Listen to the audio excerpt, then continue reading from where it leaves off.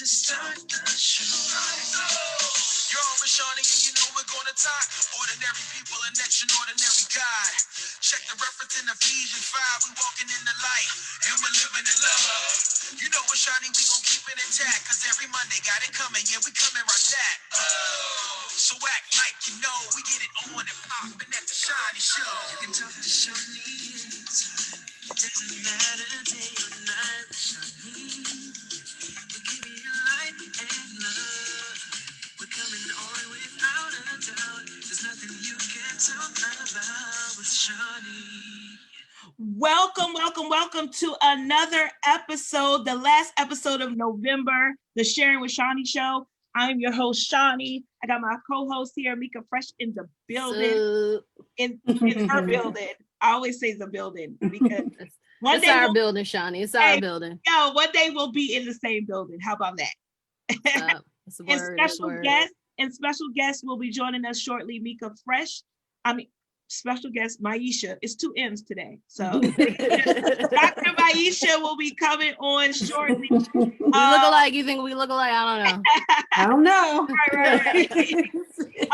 But we just gonna get it popping. We got 2 shows left for the year. I am tired. Yes. Tired. And I was talking to my girlfriend earlier, like earlier today, and I was like, she said, "You got your show tonight?" And I was like, "Yes." And I had asked her, we had a cancellation a couple either a month ago, and I was trying to find somebody to fill in the slot because I think you didn't feel good, and I was like, I can't talk to myself for an hour. That's not fun. So I remember that. I didn't feel good. And I was like, I was like, you want to come on the show, talk about your business? Like, we can talk about anything, right? Mm-hmm. And she like literally, her anxiety went to like 12, right? And so then she's like, so then she calls me today and she's like, if you ever need a slot, if you have any openings, I'm ready, right? I was like, well, I got 2 shows left for 2020. I'm taking a break. Holla at me in January. Holla at me in the new year.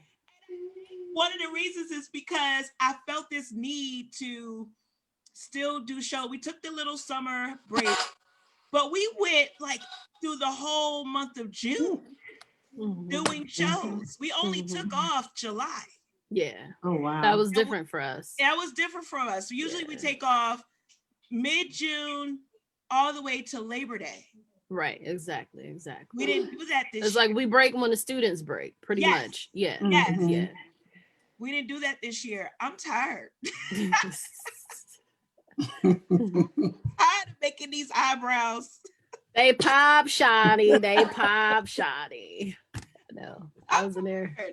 But I'm grateful. I'm grateful for this opportunity. I'm grateful for this platform. I'm grateful to new people and that are sharing their gifts. I had, the biggest way, this is not my marketing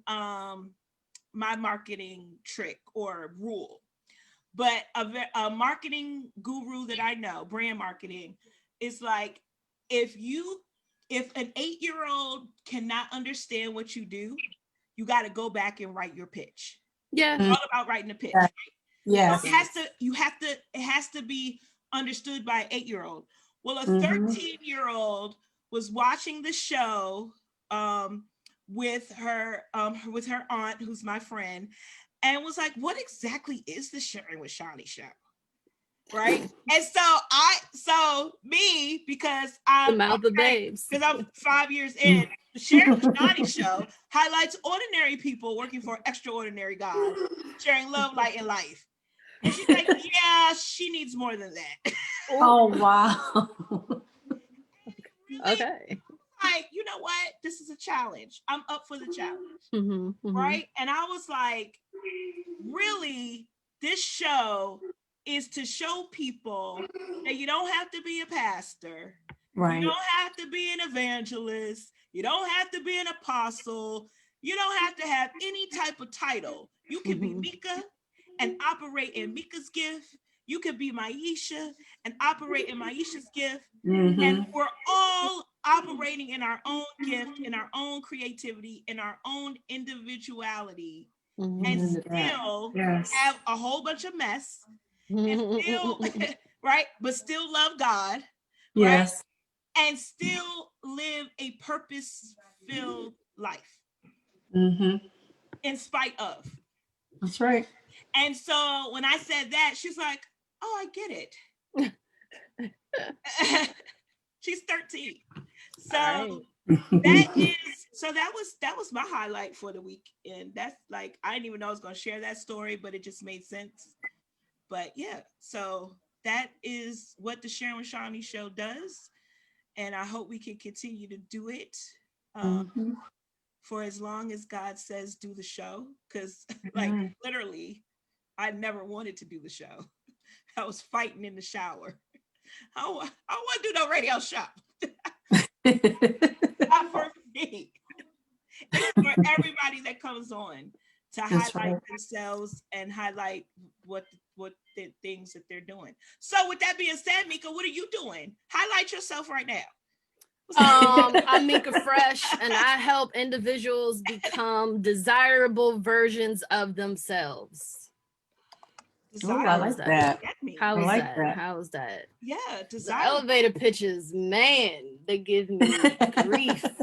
Just, it requires a level of modesty that I still try to get in touch with, right? Mm-hmm. Not being modest. What do I do? Because I'm a pretty dope human being. I know that I am, but I don't always say that. I know I can help you. Why don't I always say that? Because I rather show you, but people gotta see something first. So it's a challenge for me, but that's kind of what I landed on, and we'll see if it catches fire. See if it catches fire. I'm gonna say it one more time. I am Mika Fresh, and I help individuals become more desirable versions of themselves. I like that. Okay. Yeah, Like, I do are they too. like to desire themselves, or like to be desirable for others? Nope, desire themselves. We don't Yes. always desire ourselves. We don't. We compare ourselves to others. That's right. Yes. We don't even want to be bothered with ourselves. Right? So, would you want to be with you? Would you want to be you? Those are the questions I like to ask. And a lot of times, sadly, people answer no. They're like, why would I want to be with me? I'm boring. I'm nobody special. Wow. I don't, I don't know if the social media that has only highlighted this issue or created this issue, or maybe it just kind of feeds it. I'm not really sure, but the self-esteem of our young people right now is not up to par, and it makes me sad,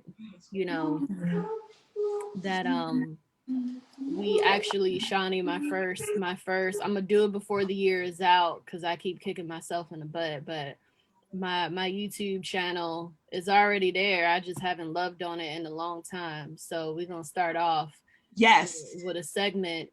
I was waiting on my website, and it's all right. I ain't gotta wait no more. We make moves with what we got, right? Right. And what I'm noticing though, and it kind of will segue into the whisper. We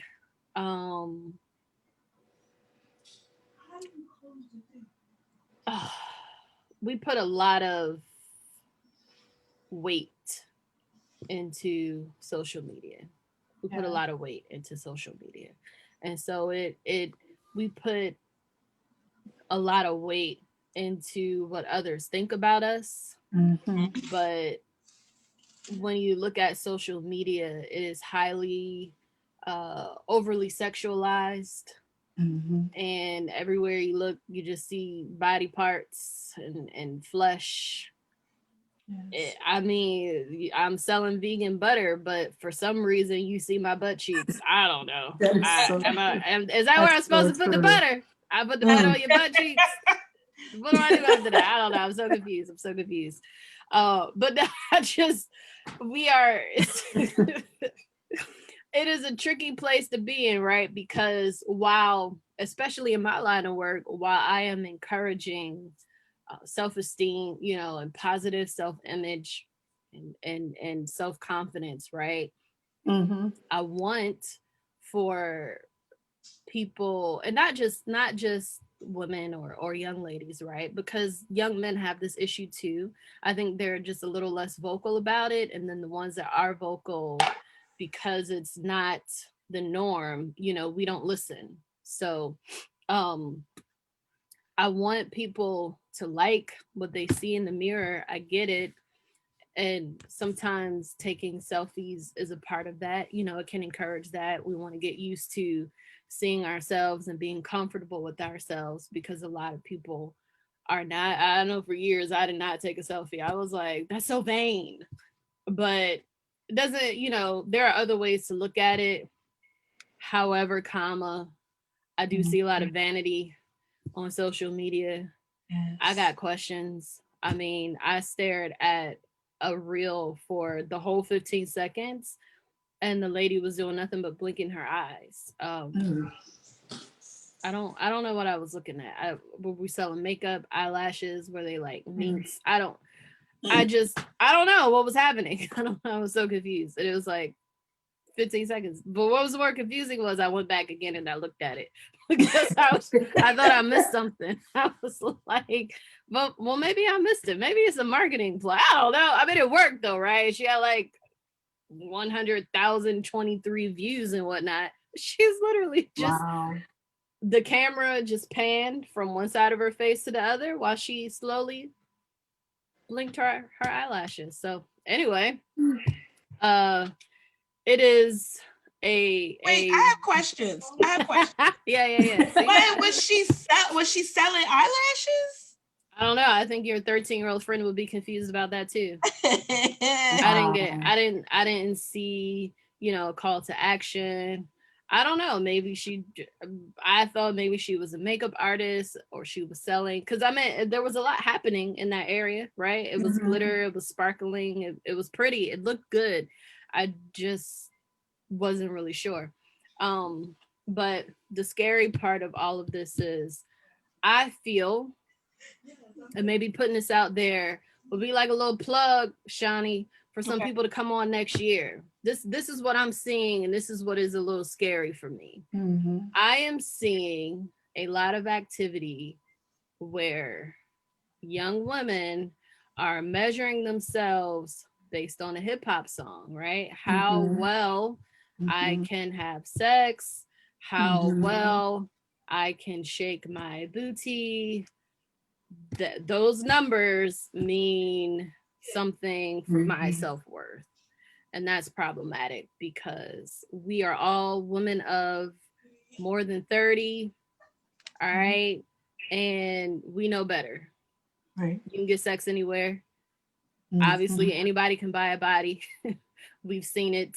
It exists now. It's everywhere. I don't even know who's real anymore. I just be like, oh, you like the fake stuff. Okay, I guess I don't stand a chance. I don't know. I'm so confused. I have questions. But, they are really measuring themselves based on hip hop songs, you know? And it's a little sad. It's really sad. It is. So this need to be, seen in a certain light is problematic. So that's what I've been working on. That's that research. You God. asked, I shared. And so bringing it back to the YouTube channel. Yes, ma'am. What's going to be the segment? Ethereal people, right? And the segment is we're talking everything pop culture. Everything pop culture. Why it is important to understand. So this is for the parents. This is for the friend that is worried about their friend. This is for the educators, the therapists, the church workers, the religious workers, all the people that are charged with being a person of influence in the life of a young person. You need to know the stuff. You need to understand what's happening so that you can figure out how to reach your young people. It is imperative that you do so for the sake of the future, period.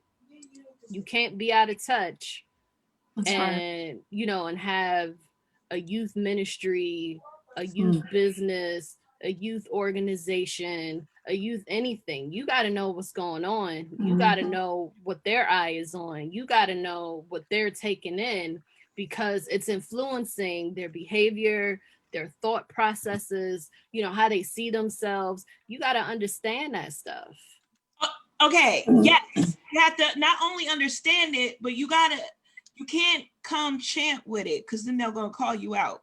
Like you can't, you can't. It's one thing, like, and that's why I just appreciate like young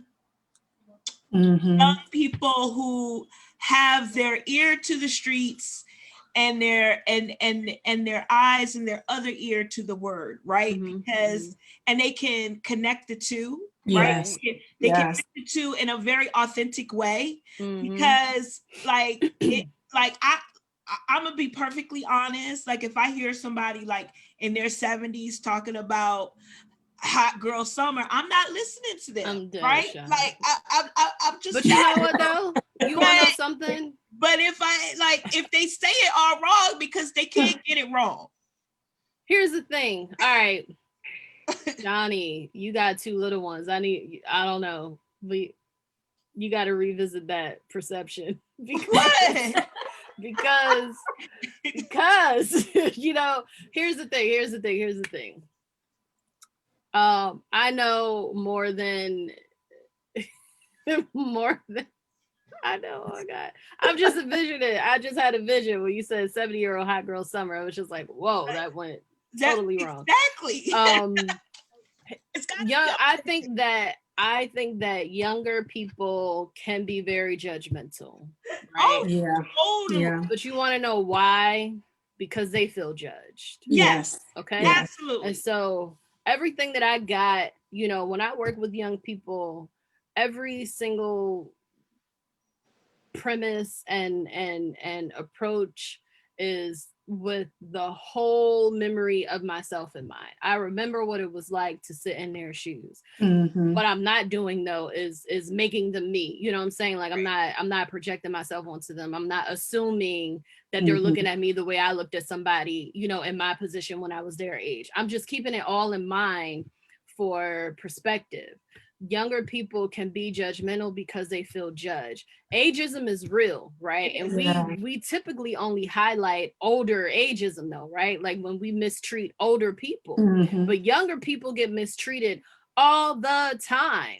And typically I'm the youngest person in the daggone room, and I speak from experience, you know. And then I got this baby face and good genes, and people still don't believe I am the age that I say that I am, right? And when you put your credentials out there, and they really like, I don't know. You know what I'm saying? It's like, I feel like whatever, if you are 70 years old and working with young people, I feel like that's because that's your gift and that's your calling, right? Or you just have no wisdom and discernment, because that is a bold thing to do at 70, working with young people. But I'm gonna tell you firsthand, it's all in the approach. It really is. My pastor is in her 70s, and I'm not going to put her age out there, but I watch her completely relate. First of all, she's been my pastor for a while, right? Like I was a teenager when I was 19, but I was still a teenager. But even before that, you know, I went to her children's church. That's where I pretty much came up. And I had nothing but desire to be up under her, just because she was so relatable. Right. And I felt like that was her calling and that was her gift. It didn't matter. And she would screw up a song every single time. Every time. She'd be like, what's that Beyonce song? Right. But Baby Cat? No, it was Baby Boy. It was Baby Boy, pastor. You know, don't do it. I totally appreciate someone like that, and someone that thinks that they know. Yes. Right? And then That's what I mean. It's all the approach, right? Yeah, it's all about your approach and your authenticity. And don't be judgmental. Right. Don't be judgmental. I mean, listen, I'm not even okay. So my mother-in-law did a sermon on riding around and getting it. Let me tell you, it was the best sermon I had heard in like years. Riding around and getting it. You remember that song? I The don't. T.I. song? No, You don't remember I don't. that? Okay. I I'll send it to you offline.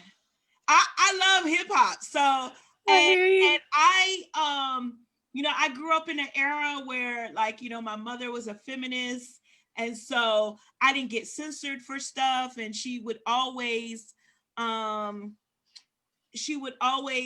like sit me down from time to time and be like, um I guess to give me like a check-in, like just, Okay. how Yeah. do you feel about these lyrics? Like, what do you think about that? So we didn't have censorship in my house, Okay. right? And so I it is so different now. So don't get me right. It's so different now, Yeah. and I like run this like it's this, like, do we just listen to what's that bebop?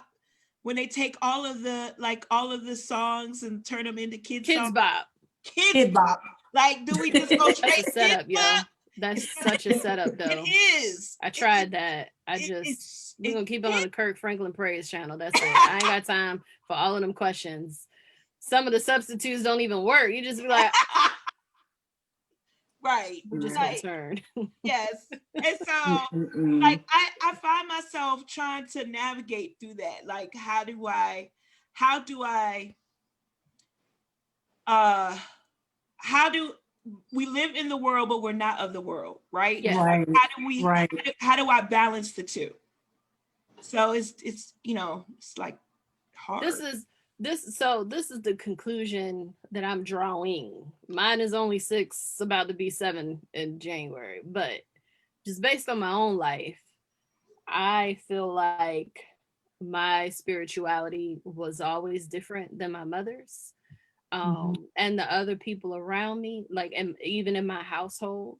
But I, not just that, I have a desire to protect my psyche from certain things. So, Mhm. there are songs that I don't care how much I like you, I'm probably just not going to listen to Right. it if it's not feeding my spirit, right? Exactly. And I'm going to give you a perfect example.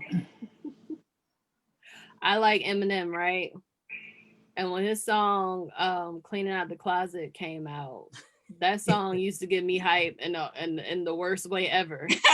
Like, the worst way ever. I probably still know every word, but I remember the feelings that it elicited. And not for my mama. Mama, I love you if you listening. Right. Not necessarily towards my mother. Right. Maybe some, I think we all got issues with some things in our childhood. Right. But it would just be like this, this I had like this prompting to just clear the air, just all of a sudden, like, Gangsta came out and just like, oh, okay, I remember when you said that, I remember when you did that, let's clear that, let's fix that right now. Just, like, combative and confrontational and angry all over again about things that I thought were settled.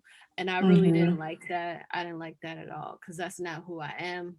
And I also felt like it was calling me back to a place that I was supposed to be free from. Right. So, Mhm. and that's just one example. We're not even going to talk about the love songs and things like that.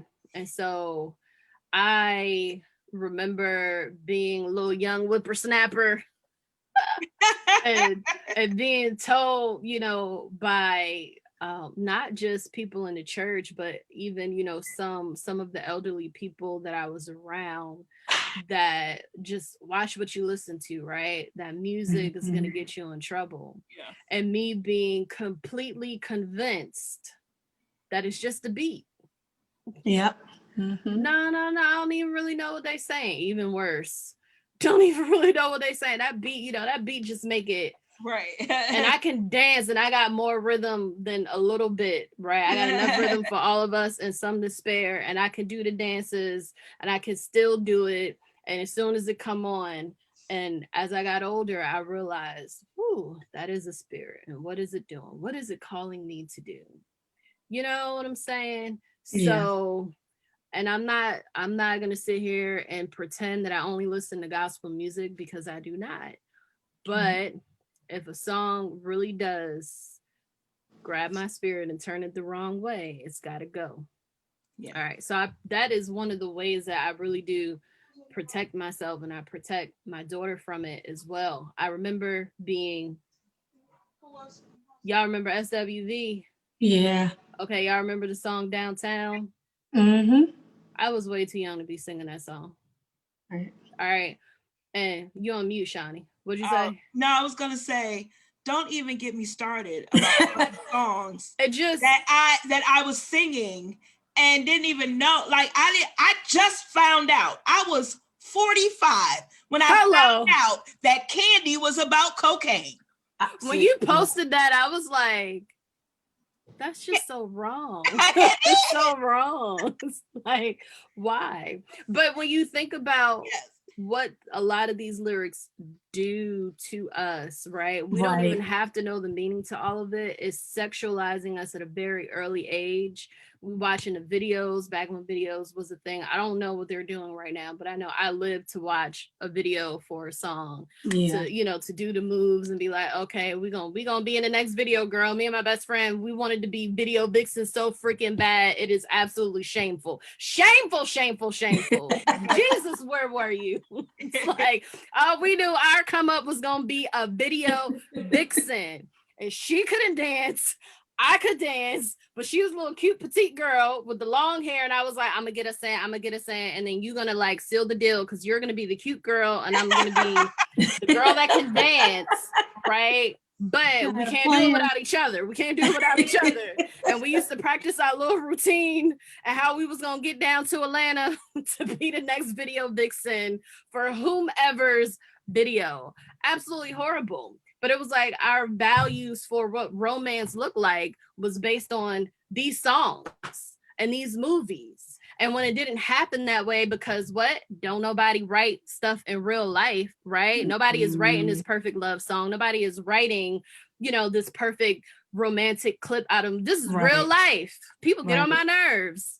And they're not mind readers, and they have no clue what my favorite color is, or that I don't like that food and this and that, whatever, because nobody wrote the script and told them. So it's like our values are so jacked up because they're weighted in the entertainment industry.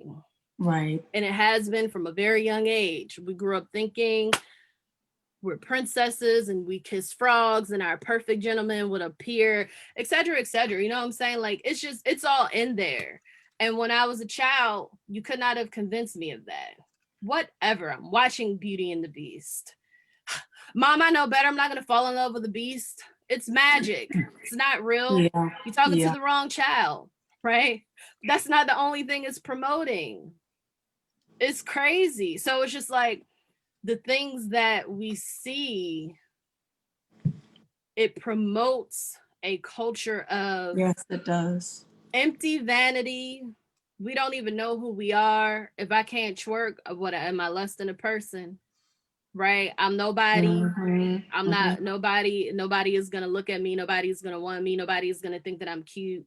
If I can't do certain, you know, sexual things, am I not desirable? Is nobody going to want to marry me? Just all these things that are being promoted as desirable is horrible, and they're fleeting, and it's not even just, it's horrible, and it gives a very false sense of security, because ain't enough surgery in the world can make you feel loved. And we know it. We see it go wrong every single time, where they can't stop and they can't continue. And now they're depressed because they're stuck in a cycle where they can't get no more surgery. I know my English is all jacked up. It's okay. I'm making a point. No more surgery. They can't do it. We can't cut on you no more. We can't add nothing else to you. And so we get desperate and we go to the little back alley people. And now we got lead in our body and our legs hurt 5 years from now. We can't walk and it's pain. And we got heart issues because of this thing that we tried to do that still doesn't suit us, that still doesn't help me feel loved, because we're looking for all of this stuff in the wrong place. That's right. And now not only am I emotionally broken, I'm physically broken. Like I have issues that I need to solicit GoFundMe things for because I need a $25,000 surgery to fix something that I really didn't need in the first place. Like it's heartbreaking. And it's not just anybody, like it's everybody you would never imagine had this issue. You know what I'm saying? Like it's hard to watch it. It really is hard to watch it. And we laugh sometimes. You know, we see these people and they get these surgeries and you're just like, oh my gosh, what did they do to their face? You have no clue what they're feeling on the inside, and they're just there for our entertainment. And I think we're confused on this body shaming thing. Yeah. And we're sensitive to say stuff because you got this whole drag and cancel culture, which is also getting on my nerves. I have questions. I'm not hating on you because I'm asking you a question, right? I'm not telling you that you're less than, or I'm not judging you because you got the surgery. I want to know why you got the surgery, right? What was in your heart? Was it really just a cosmetic thing, or did you feel like you needed that and that is where you placed your value? That's why I'm asking you. And when we let our loved ones slide, it leads to problems. Nobody asked a question. I'm just gonna mind my business. Well, that loved one is your business. I feel I have a tendency to say I'm gonna mind my business and drink my water, because at some point we don't like conflict. Right. That's okay. I'm all right with it. Like my love is not fragile. I got thick skin. If I love you and you on your 5th surgery, I want to know why. All right, let's talk. Yes. Let's talk. What's going on? Yeah, that's the same way I am. That's the same way. But what y'all were saying about the promoting empty vanity is a huge issue. I have 4 teenagers. Oh, man. And I mean, that is so powerful. What you were saying, even with the young men, as I sit back and I watch my sons, and, you know, I sit and sometimes I watch the videos with them because I want to know what's going on. I want to know, you know, what you're listening to and what you're putting in your head, and, you know, what's being fed to you outside of when you're with me. Because I know when you're with me, you're listening to a certain genre, but when you're out there with your friends and you're just hanging out and you're doing this and you're doing that, and you're keeping these earbuds in your ear, what are you listening to? And you start to see these psychological behaviors take place. Like you start, my kids don't smile. My son wouldn't, I mean, he's like 18 years old. He walks around like he's angry at the world, but that's a whole persona, a whole image of, I got to be tough. I got to be, you know, this. And I'm like, even in family pictures, it's like, come on, smile. You know, is it that difficult to smile? Really? Right. You know, so. I don't know if you see it. So Dr. Miasha, one of the things that I see with some of my younger clients, right? Let's say older adolescent, like probably like 16 to about 19, maybe even 20. There's this whole like darkness, right? Yes. I think when I was in school it was emo, but maybe emo was not the word anymore. I don't know. I didn't experience that until I got to Virginia. I'm from New Jersey. I don't remember us having emo. I don't know. We had gothic. So it was like gothic, and then it kind of, you know, trans to emo, and now I think it is emo. But when you hear that word, a lot of people envision a certain type of person, which is usually not, you know, in line with like the hip hop image, right? So I have clients that listen to a lot of dark music and they read dark poetry, and I'm not going to put the names out there because I really don't want to promote it, and I'm not bashing the author because you know, as an artist, that's how we express. But I feel like a lot of these young people are using it in the wrong manner. They are. They like feeling dark. I'm like, help me figure this out. So I remember asking one client in particular, I said, listen, all right, so we just gonna take the gloves off and be real for a moment, because I'm so confused. You tell me you battle depression and you don't like it, right? You don't like the feelings. You feel like you're helpless and don't have control over this. But when I ask you what you're watching, what you're listening to, I'm getting kill, kill, fight, fight, die, die. What the heck is happening? Just like, why again? Because they know how I feel. And like every single verse and every single line on the paper, it's just like my emotions are on the paper. Okay, and then what do you do about it though? Because do you feel like the artist that wrote this is still in that dark place? Are you seeing the part where they help themselves? Tell me what it is you want to get out of this. Do you just want to wallow in your dark feelings, or you want to get out? What you want me to do? Right. As your therapist, I kind of need to know. If it's wallow, I'm not the therapist for you. We can't stay there. You're having suicidal thoughts while listening to the most depressing thing I've ever heard in my life. People getting cheated on, and that's okay because you're the only one that they're just accepting this negative and emotional abuse. Like, I don't understand, and I have questions.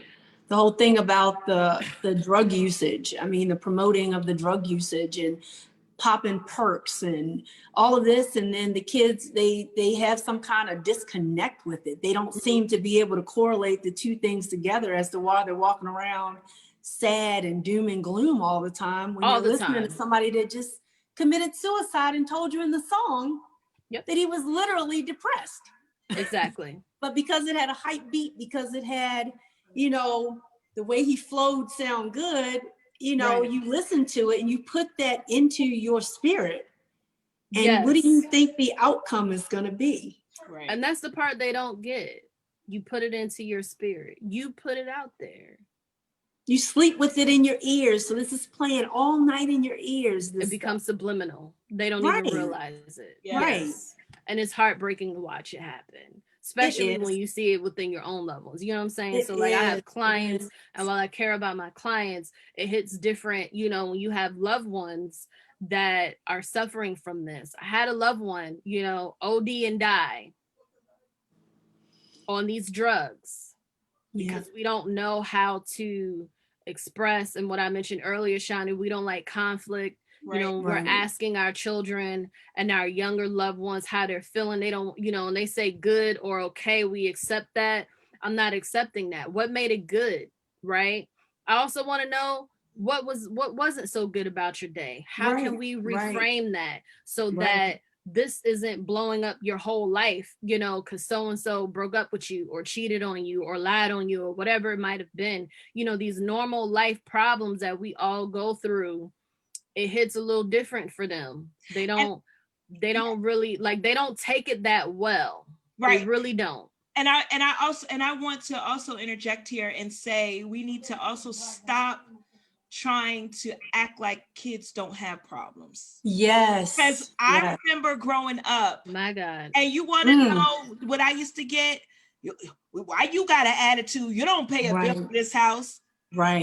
Like, is that so? And so I quantified being in a good mood or being in a bad mood based on money. Okay. Like if based on money, based on paying bills. So because that was always if I didn't feel good or if I had a bad day, it was trivialized in such a way because I didn't have a job. Right. So I couldn't possibly have problems because I don't have a job.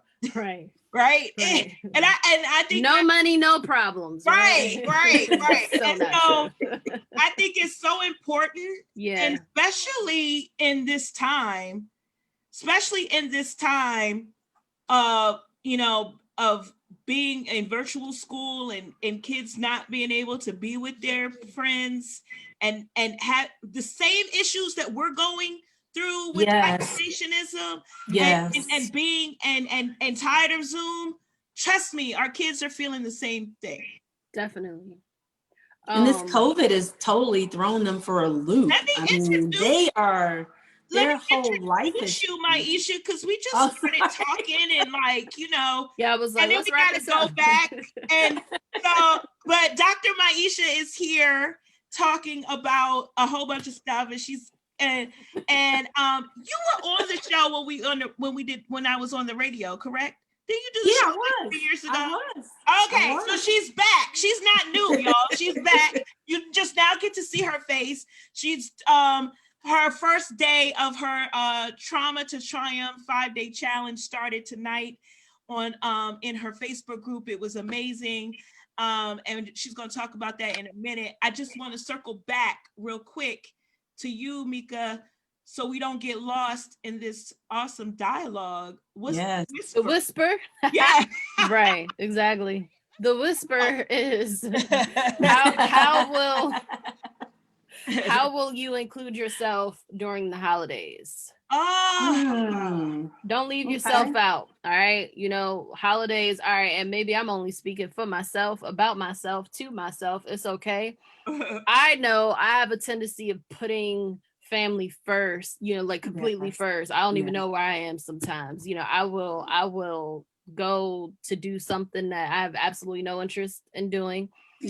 For the sake of family being together. Holidays, Christmas is one of my favorite holidays, has absolutely nothing to do with the gifts, but in our household it was always a time for family to get together, family members that I probably haven't seen in a while, but with all the hustle and bustle that happens and that happened in our household, that was the day where we were just all together, in our pajamas, doing whatever our Christmas traditions was, which usually was, a brunch style meal in our pajamas, being absolutely lazy all day, and then probably about 6 o'clock hopping up to go outside and do something.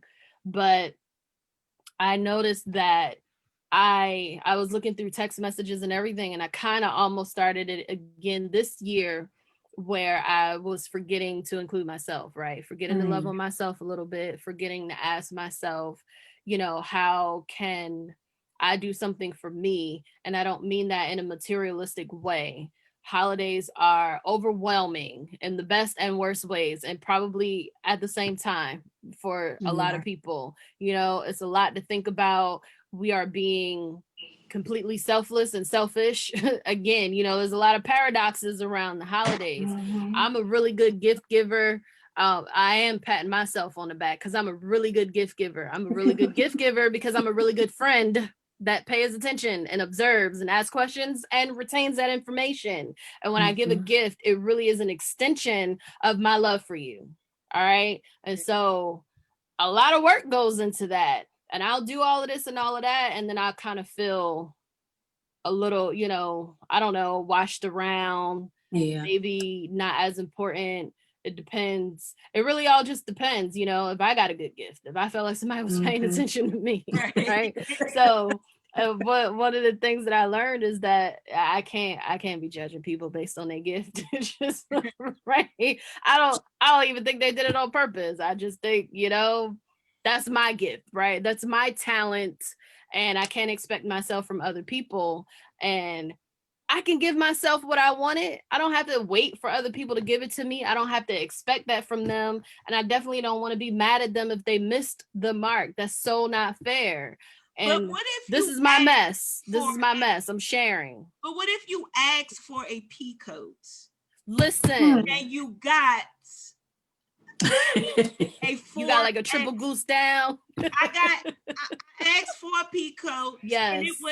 And it might have been 20 years ago, but I still have issues. And I got a ugly brown men's jacket, like a men's coat. Yeah. Like, do you see me as a man? Like, I had questions. I know what you mean. Because I asked for a pea coat. I wanted a little pea coat with. Yes. Like, I had pictures. This is my growth. This is one of the things. Let me share with you real quick what I had to learn. Yes. if Because I get real mad if I tell you real plain what I want and you don't show up with it. Like I asked what happened. Like I'm still talking about this Pico. I hear you. There's a couple gifts I'm still talking about. I'll be looking like, that's not what I asked for. Like, who did that? And here's the thing. You asked me what I want. What I want. And it's not even, I don't tell people what I want because I'm usually I am the person that says, learn me. That's what I tell my friend. I'm not gonna be that difficult, right? Like I'm complex. I know I am. No, I said, just watch me move, right? Like, because everybody don't have that gift. No, you should. Everybody don't have that. No. I feel like you should. Like, so you're gonna be disappointed a lot. I'm just trying to tell you. This show is therapy. So I was putting on my eyebrows yesterday, and I couldn't find a mirror. Yeah. Right? So I was using my phone. Okay. Right, and I was like, "Do you see me putting on my eyebrows with my phone?" Like, so I was like, so like a little portable, compact, little mirror, kind of like this. Like, you gotta know your audience, Shani. Right, and he was like, "Oh, okay, yeah, I can." He said, "I'm really not good at this." I'm trying to learn you. Right. I'm trying to learn you. And you only have 24 days. Yeah. No, listen. I don't do it anymore. I don't want you to learn me because you ain't got it by now. That means either you're incapable or I'm difficult. And I'm going to completely own the fact that I might be complex. Okay. I'm very difficult. I mean, red is my favorite color. I don't think there's a person that doesn't know that. Don't show up with no bright, maraschino cherry red color. I don't like that color red. Right. And burgundy is not red. It's burgundy. It's its own color. Don't do that. So my mom is the most confused by this, right? I think she just rejects it. She be like, is this the red? No, mommy, that's like candy apple red, but it's red. No, mom, just red. Okay, what about like the Redskins red? That's burgundy. That's red and brown mixed together. Have you ever seen me in that color red? What kind of red do you want? Just don't. Like, I'll go get a whole hex number and a Pantone red and it still misses the mark. So I'm complex and I'm okay with that. I can own that.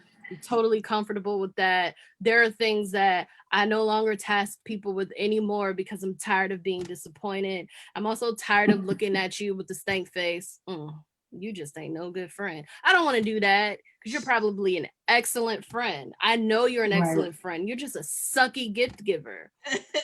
I am learning to be okay with that because I'm pretty sure there are other areas where they show up and show out. And who am I to judge them on their horrible gift-giving abilities? I'm not going to do it anymore. I don't want to be that person. I ask God to release me from that. I'm so serious. This is a real prayer. I have real problems.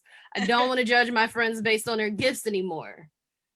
It's a lot of pressure, and I don't want them to feel that pressure. Yeah. My family too. So, and my mama got a whole attitude when I say, just give me a gift card. I think she thinks she's too good for that. Oh my goodness. You don't have many options. You either gonna get this gift right or you're gonna give me a gift card. Right. You can't reject the gift card and then mess up my gift and then want to know why I'm mad on Christmas because I'm disappointed. Is that wrong of me? Maybe. I don't know. Let's get to Dr. Miasha. I'm sorry. I'm so sorry. All right, so Shawnee done opened up a bag and whatnot. Left me out there. She done got one of your triggers. She did. She really did. The wellness whisper of the week is how you put yourself during the holidays. We want to hear from you. Yes. So please tell us. We have 2 shows left. We'll talk about it next week. And this should be interesting. Dr. Miasha, tell us about this 5-day challenge. Okay, this is the Trauma to Triumph challenge. And what the goal of this challenge is to help people to first recognize that 60 to 65% of people have actually gone through some trauma in their life. I want to help people with understanding the signs and symptoms of the trauma, what trauma actually is, and actually how to overcome the different traumas that they may be experiencing in their life. So, 20-second definition. I know you went into it tonight on your at 7 on your page, but for those that are viewing us tonight and that will hear it on the replay, what is trauma? Like, so a quick version is that it's an emotional response to like a terrible or devastating event that you've had to take place in your life, something that was unexpected to you. It just came out of nowhere, like an unexpected illness can be considered traumatic. Domestic violence, childhood molestation, car accidents that people have gone through. And one of the traumas that we actually spoke about that many people don't know about was the vicarious trauma, in which you've had somebody in your life that has gone through a traumatic event, and because you were either a caregiver or around them, you actually start to have signs and symptoms of trauma yourself. Yes. Ugh. And so what's the difference between trauma and PTSD, if there is a difference? Well, PTSD is a form of trauma. It can take, it's like a sign and symptom of trauma. It's like what you're actually experiencing, like a symptom, like, you know, someone walks up behind you and you have a remembrance of something from the past that happened, or someone hitting you if you were in a domestically violent situation, or you're in a car and flashing lights come on and you remember something traumatic that happened to you from those flashing lights coming at you. You know, so. Got it. And I know, so Donna's gonna put the link for the challenge into the comments, but there's still time for people to sign up for the challenge. You've only missed day 1, and you could go back and join. What's the name of the Facebook group? It's called Transition Your Life. Okay. And you can join her Facebook group, and you'll be live every day this week at what time? Yes, 7 p.m. Okay. And so Eastern Standard Time? Yes. All right, that's important. Yes. And so Dr. Miasha, let's talk about your books. I know you're a 2-time, 3-time author. How many books you got? Yeah. Like a lot. Well, I co-authored in 2, and then I have 2 of my own. Okay. And one of the books is called Transition Your Life. Can we talk about that book? Yes, that is a motivational book, in which I wanted to put a twist on things. I know people have done motivational books, but I wanted to do something that people could take personally and apply it to their own life. So what I did was I used my experiences, and I developed some quotes, and I used some quotes from some others, and told how they impacted my life and how I used those quotes to help to encourage me and uplift me and get me through some of my situations that I went through in my life. Awesome. Can you share some of them? Like for example. Yeah, I have one that says, how your life begins is not how your life has to end. You can always transition your life. If you change your thoughts, you can change your life. I think that's so helpful, because a lot of times, and it just goes back to, you know, what we've been talking about for the last 45 minutes is how you know, people are viewing themselves through a song, right? Yeah. Yes. And it goes back to what Mika was talking about, like, I have questions, right? Trying to get to the heart of the matter, because it's funny how, you know, questions really, one of the things I do in coaching, especially if I'm coaching someone like whatever, and I just don't understand where they are, I start the question. That's where my questions start. Yes. Like, well, why did that make you feel that way? Right. Well, why is that? Why are you fearful of that? What would it look like if this, you know, and because I'm coaching people who are, these are leaders that, you know, really want to, you know, they want to talk about Black Lives Matter in their pulpits, right? Like, and these are like mainly, you know, white pastors that know they have a responsibility to talk about certain things, but are fearful, right? And so I'm like, well, what would it look like if this person left? Like I'm asking these questions, right? Because it's like, oh, I never thought of that. right? Like, or I never thought. It's like questions cause people to think, and I think that is so.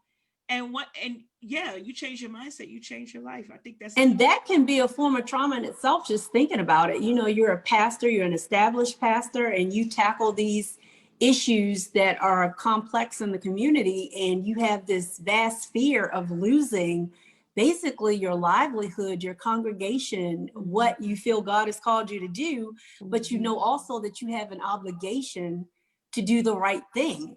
yes. So, I mean, that's like a catch-22. What do you do in that situation? Right. You know? So then I go back to, are we here to please our people, or are Exactly. you here to please Jesus? Exactly. It's a very simple question. Exactly. And it's a simple answer if you get ego, pride, and your self-desire, your own desires out of the way. Yeah. You can very quickly make that decision. It won't always feel good, but at least you'll be able to lay your head down at night and go to sleep. That's so true. That's so true. And so then the other two books, what are those books, and where can we get your books from? The Miracles of Life, How I Survived the Silent Killer, is a personal book. That's how I survived death in 2012. I had my heart to stop for 10 minutes, heard the Lord say, not yet. And when I opened my eyes, they were pulling the ventilator out of my mouth. Little did I know I had been on a ventilator for 3 days, not breathing on my own or anything. Let's talk about that, Miasha. These are like 10 whole minutes. Like 10 minutes, yes, 10 minutes. And it was so astonishing to me because I'm a nurse by trade. And when the incident happened to me, I realized quickly that I was not in control of anything. You know, all my medical knowledge, all of my understanding of the body, all of these things didn't even play a part when I was sitting there not able to breathe. I had to totally rely and trust on God and know that at that point in time that my life wasn't going to end, that he had a purpose for me, that he had a bigger plan for me.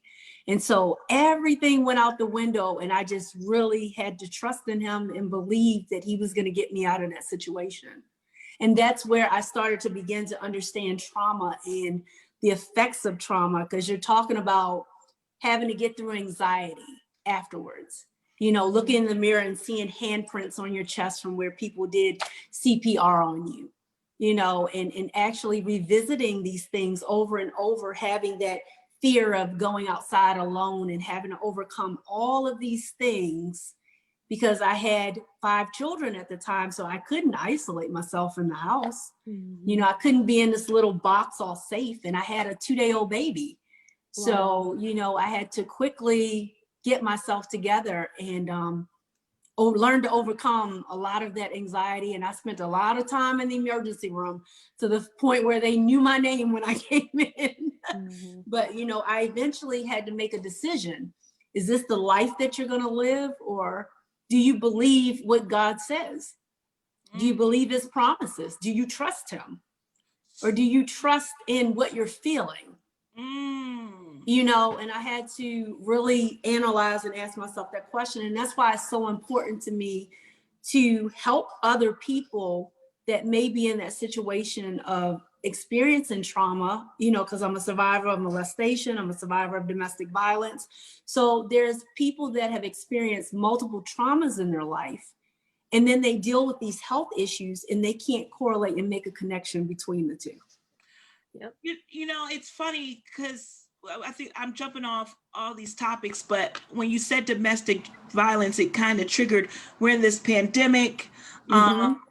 You know, when we first went into quarantine back in March, there were so many people that were like concerned about not just people in domestic violence, but the children, right, that are in those homes as well. You know, school is usually their outlet.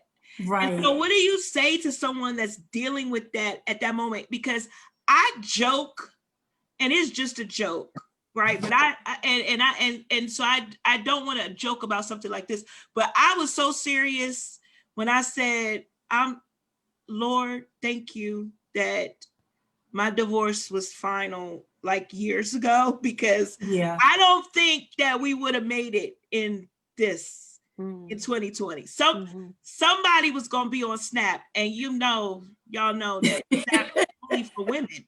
So that's telling you right now. I don't think I knew that, Shani. Yeah, it's all women. I didn't know. You didn't know? Mm-mm. Oh yeah, I would have been. I know I would have been. That's a half. Yes. And so my question, going back to my question, Dr. Miasha, what do you tell, like what would be your advice for someone that is watching this show right now and that is in a situation that they feel that they can't get out of? Right. There, I would say safety first.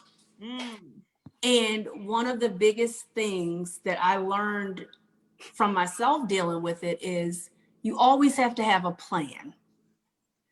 People tell you, get out, leave, leave now, what's wrong with you? Why are you still there? But if you don't have a plan, where are you going to go and what are you going to do and how are you going to guarantee that you're going to be safe? Yep. So you have to have a plan. You have to somehow keep connections with people, because one of the biggest things that abusers like to do is get you isolated. And make you feel like they're the only ones that you can depend on. They're all you have. So they make you lose connections to your family, to your friends. That way they have total control over you mentally. And so it's a difficult situation being in this COVID where, people aren't really leaving the house like that. And, you're trapped in the house with this person.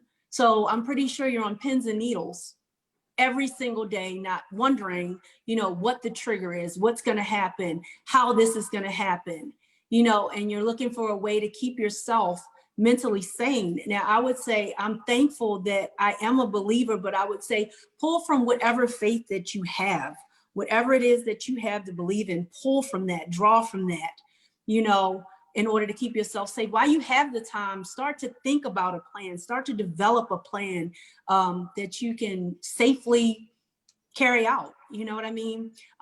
Develop some friendships with people. I know sometimes that's difficult because of the isolation, but there's always one friend that just won't give up on you. Right. There's always that one person, they'll say, I'm not doing this with you anymore. And before you know it, if you need them, they're right there. They're right there. So God always gives us a way out. That is one thing that I truly and honestly believes. He always gives us a way out. We just have to have that discerning spirit to see which way he's given us. So I would say keep an eye out, be watchful, be mindful of what you're doing to keep yourself safe. Try to alleviate a little bit of fear from yourself, because what we think can occur. If we keep putting these things out into the ethers and keep that negative vibration going, a lot of times that can trigger certain things to happen, because we're walking around anxious, and then that person's getting anxious, and then that's triggering them to desire to do different things. But if we stay calm, ask God, peace be still, keep your prayer life up, keep your connection up with God, and go within, learn who you are, develop that strength within yourself, because we all have that innate strength in ourselves. We just lose it a little bit from our surroundings and people we hang around. You take a little kid, they're the most confident thing ever. Aren't they? It's when we get older and we start to hear things like, why'd you do that? That was dumb. That was this, that we start to lose, that part of ourselves, that innate goodness and that innate belief in who we are, that Genesis 1:26 and 27 that tells us we're made in the image and the likeness of God, that's chipped away at as we get older. So just revisit that, know who you are, know who you belong to, and know what his purpose is for you. That's some good stuff. We're gonna snap. I don't have. Yes. I need an audience clap on that. I'll just sit here. You gotta find one, Shani. You gonna find one? Yeah, I'm gonna find Dr. one. Miasha, this is all good stuff. I need to have you on here more often. Like, where can people get copies of your books? All the books are on Amazon. So just go to Amazon.com and you can type it in. I have an author's page also on Amazon where you can just order the books from there. If you want to just reach out to me, I have a PayPal that you can just directly get the books from me, because I have lots of books at home from doing vending events that I can't do now. Right. So have overstock of books here. But yeah. This has been great. I feel like well, Mika, did you have any questions for Dr. Miasha? Probably not a question. It was a comment, and I don't know why I said probably. I don't have a question. I did. At It's after 9, and we got 2 shows left for 2020, and we're tired. Yeah, I just know what she was saying about, young people and their confidence. It just sparked a little thing. My passion. I think it was more of a confirmation. My passion for young people, especially. I noticed how really protective I am with my daughter, right? And she, like I said, she's 6. She will be 7 in January. And I watch her, and her name is Halo for a reason. Oh, that's People ask beautiful. me, oh, thank you. They're like, oh, she's like Angel. Like, no, no, no. Halo means light, Yes. right? Halo means light, and all the darkness in the world, and not what if there is even one light, then it's not dark. That's right. So her name means something, and I believe fully, even without her completely understanding what her name means, she's living in that purpose. And Wow. I feel like my number one job is to protect it, right? Protect her purpose, which means to protect her, but Yes. also fully understanding that words have weight. We Ooh, grew boy. up hearing sticks and stones may break my bones, Yeah, but words will never hurt me. And Yes, it's the they most do. untruthful they thing I sure think I've do. ever heard in my entire life. They sure do. And our families have a really big influence, Yes. and just because our beliefs are attached to values, Yes. right? And our values typically come from our family. They're the first people to set that example. That's And so I true. remember, as I go through like my own therapy, right? Yeah. I strongly believe that therapists need to go through therapy. Yes. Yes. As I go through Yeah. my own therapy, right? And as I've overcome things, I'm always reflective. But I remember, first of all, I was a really sensitive child growing up. I mean, like, I would cry. My mom she didn't have to spank me. She could just Mine say, either. like, I'm disappointed in you. Oh my God, what did I do? I mean, just Yes. tears Yeah. immediately. And my daughter, my uncles, like, you got to get over that, right? You're just gonna be crying all the time. And they thickened up my skin, and a lot of that I am grateful for. But there are some parts, where I do struggle, like it's a challenge Yeah. to kind of tap back in to that sensitivity. It's definitely needed, especially as a mother, and especially as a mother of a young woman, right? Yeah, I have a daughter, and Right. so that it means a whole lot to me just to protect her innocence, and her spirit, Yeah. because I know firsthand that words can really tear it down, right?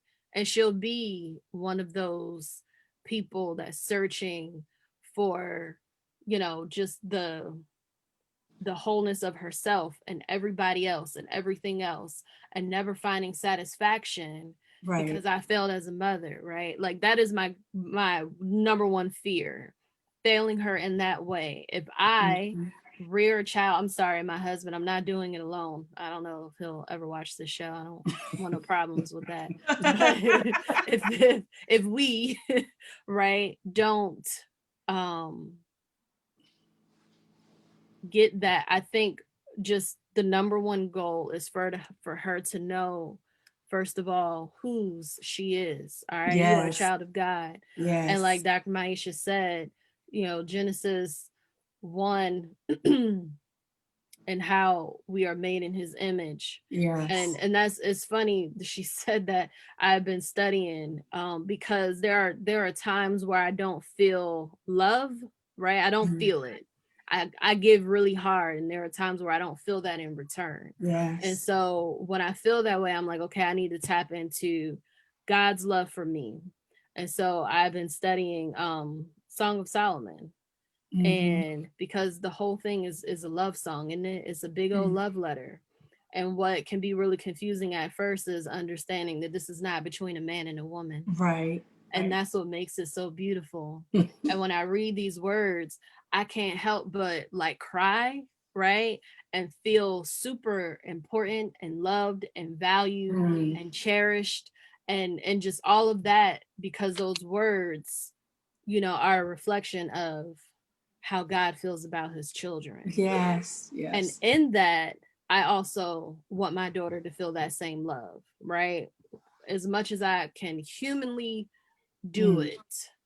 And where I fall short, she will always, always, always, always know that God has got her. And so that is my goal. And I feel like we kind of miss that sometimes as parents and caregivers, right? We miss instilling those values into our children.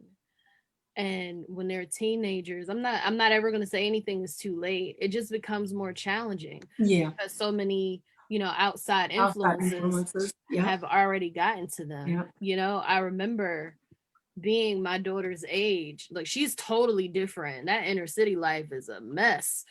My child is so innocent. I remember at 6. So I'm just the opposite. Okay. I'm the opposite because I didn't grow up in the inner city. Okay. So like my kid, I'm like, y'all moving too fast for me. Like, yeah. I just like we had one stoplight where I grew up. Oh, okay. You know, like I don't know anything about this. Like, yeah, it's a whole different, and I don't know what it's like now because I live in a suburb and I don't have too many friends that are in the inner city. You know, I tease my little girl because she didn't get my rhythm. She like, she has the rhythm, but she don't have the dance moves to back up the rhythm, right? I don't these dances. Even have a rhythm in the choir. I sing. No, don't do that. I get so mad. Don't do that, Shani. Huh? Don't do that. No, listen. I get so mad. Well, we're not in the choir right now because of COVID. But I love. You don't like when they make you move, huh? No, I don't like when I gotta learn the lyrics and get the downbeat and like it's just too much. It's a lot for you. I'm so sorry. It's a lot. Like that's why I be in the back because I just be like, oh, we moving to the left. That's the right. Like I'll be so lost, yo. Like, can we sing ballads? Can we sing anthems? Like, my God. Like where I don't have to clap. Can we sing a prayer song so like I can feel the Holy Spirit? Just stand still for a moment, right? We start singing like the drums start playing. I'll be like, yo, this is. Can I ask you a question? What?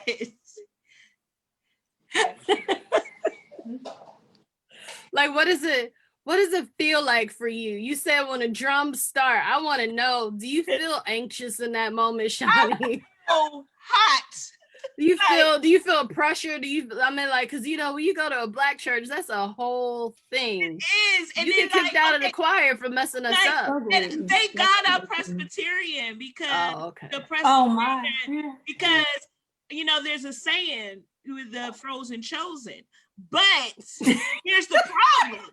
Here's the problem with that though. The problem is my pastor is a little Pentecostal Baptist AME, right? And then the minister of music is all Baptist. Oh man! And so like it's Presbyterian by name, okay, and name and order of service only. The music. Wow. The music has a spirit of its own. That's what I'm hearing you say. Of its own. And I just be like there was this song, I Love to Praise Him. Mm-hmm. Oh my gosh. And then they stopped. They stopped the music and it's just the drum, right?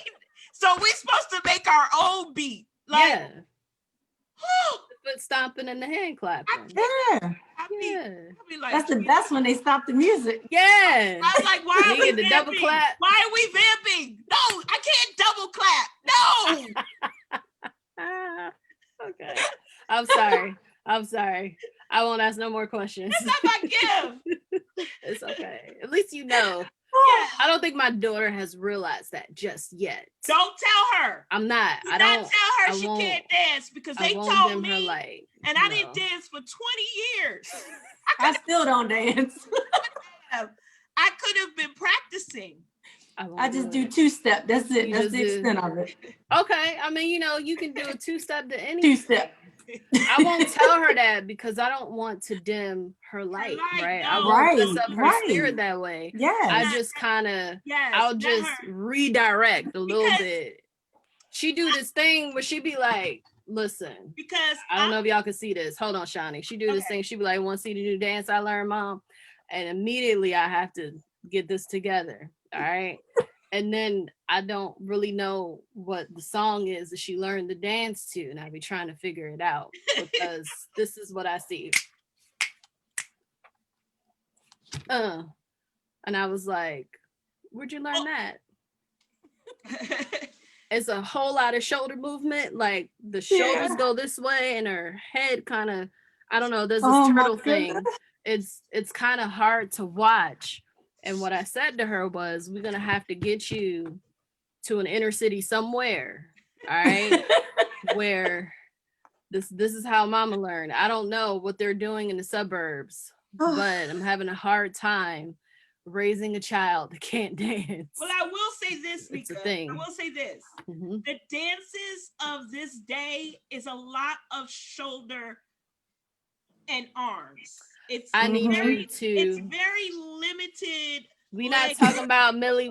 No, it ain't even. It's not even that. She did a whole like I just had to say, Jesus, take it. That's it. Only you can fix that. You're so funny. I don't know. I don't know what happened. I don't know what happened. Okay, and then we'll sign off. But I feel like I don't think David had rhythm. Why you feel like, Lord help me understand why you feel like David ain't had no rhythm? Because they say dance like David dance. I think David was just in full worship. I don't really think he had rhythm, honestly. I think Fred Hammond might disagree, all right? You think so? Because when the Fred Hammond song Dance Like David Dance come on, I see a whole lot of rhythm, Shani. I don't know. You think David had rhythm? David, because he was so. Let me tell you why. He had a whole bunch of stuff going on. Like David slung a slingshot and killed the giant. You need rhythm for that. That's a whole like double gift. He had that gift, so he didn't need the gift of rhythm. That's rhythm. You can't sling a slingshot without rhythm. You can't do it. Go try. Especially when somebody not standing still. This is what I know. Go find a giant, Shani.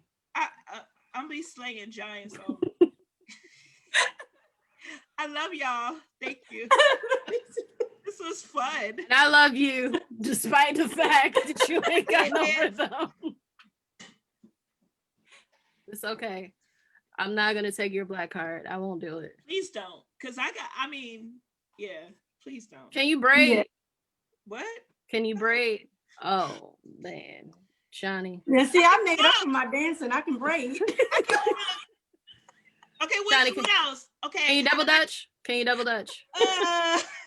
Oh, Shani, I'm not gonna ask no more questions.